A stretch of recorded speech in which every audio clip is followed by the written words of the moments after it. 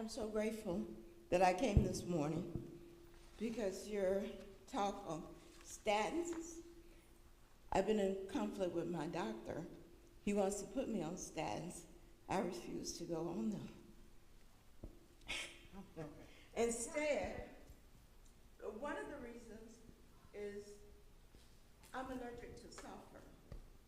I had an episode with Bactrim medication where I developed Stevens-Johnson syndrome, which is a very, very rare syndrome, where my body was burning, a chemical burn from the medication, and I almost passed away. So my old doctor, who retired, was very thorough about prescribing anything for me without looking. My doctor, my old doctor who retired, he was very thorough about looking up before he would let me take anything, a vitamin, a mineral, a medication, seeing what that medication would do to induce Stevens-Johnson syndrome, because another episode could very well be deadly. So my new doctor, my young doctor, wanted to put me on statins. And I knew from my old doctor that statins could cause Stevens-Johnson syndrome. It's sulfur. But you know what? Talk about being a self-advocate for yourself. I go and I Google stuff, and I see, before I ingest anything, what the chances of me developing anything, but especially Stevens-Johnson syndrome again. So my young doctor tells me, oh, that's old theory. You need to take it. Well, I don't have any heart disease. I do have high blood pressure. So he would wanted to prescribe it to me as a preventive medication. You know, and that's what they kind of do with us as African Americans. They look at us and say, oh, you're an African American. So, you know, I'm going to prescribe preventive stuff for you because surely you're going to get these chronic diseases later on. But you know what? Those prescriptions are still sitting at the pharmacist. What I did, I went and renewed my membership at the Y.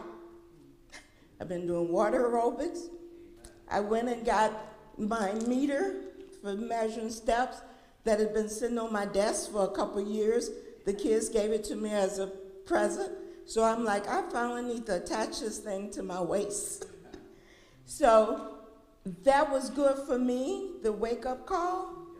But, you know, I'm just not, you learn when you almost at death's door and you're able to come through on the other side, you learn how to become a self-advocate for yourself, to ingest information, you know, and for your family, to say to your family, you know, maybe not this, you know, and I don't want to take up too much time, but you hit on cancer. You know, my brother, who's very much like you with the medical thing, his son suffered with a brain tumor, not a tumor, cancer. So Anthony educated himself in alternative medications and treatments, and he shared it with us, everything that he learned. And prostate cancer is a big thing when I met, you know, and he told my husband, start taking this and drinking this sour sops now, because that would help you with any oncoming, pending off prostate diseases that could be in your future. But I'm so happy to be here this morning with you. Thank you for sharing that. And yes, it's all about being proactive. And like you said, look, if you almost died and they're telling you to take it anyways, that's why you got to get a second opinion. Because nobody's going to tell me to take something I know is bad for me. I don't care who you are. Dr. said, what is the probability that many of these diseases, I'm thinking about people particularly with strokes, what is the probability if we do all this, you could reverse some of that? Or how much more could they be cured or taken back to their original state? Yes, that's a very good question, sister. So one of the blessings of it is in our next section, we're actually going to talk about inflammation.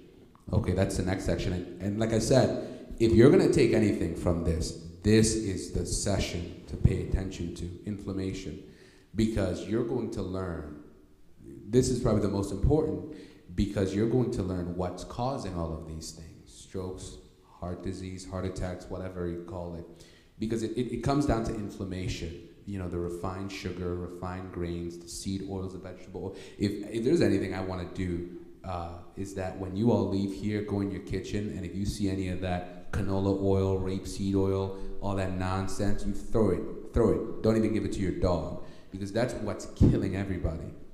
Okay? Seed oils. That is what's killing everybody. Okay, get rid of that thing. That's one thing I hope you will all do by the time you leave here today, is get rid of that nonsense. What's the silent killer? But the probability of reversing it really depends on how severe it is. Now, any extensive lifestyle change that you make will always lead to a positive outcome. But of course, it's a lot easier for a 30-year-old to reverse heart disease than a 60-year-old, just because a 60-year-old has been living and eating a certain way for a very long time.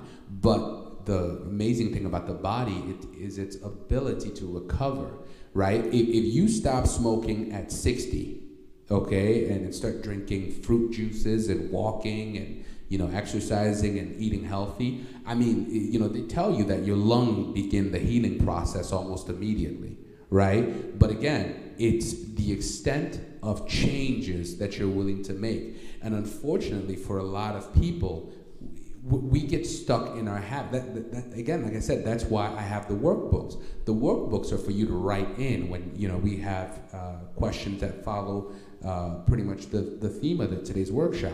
You're supposed to write in there so that when you go home, because I tell you this, if I didn't have the workbook, and you just came and you sat there and you listened to me, I guarantee within 2 weeks you'll forget everything I said. Within 2 weeks, you'll go back to your default setting, right? So the intent is to get you to write in so that when you go home, it's staring you in the face. Okay, you can lie to me. You can't lie to yourself. You'll know every time you're about to make something with canola oil, you'll be like, man, I'm killing myself. That's right, you are. I'm here to let you know you are killing yourself. You are contributing to those heart diseases. So the extent of reversal depends on how sincere you are at making lifestyle changes. But good question. We'll take one more and then we'll move on. One or two, one and then you, and then we'll move on.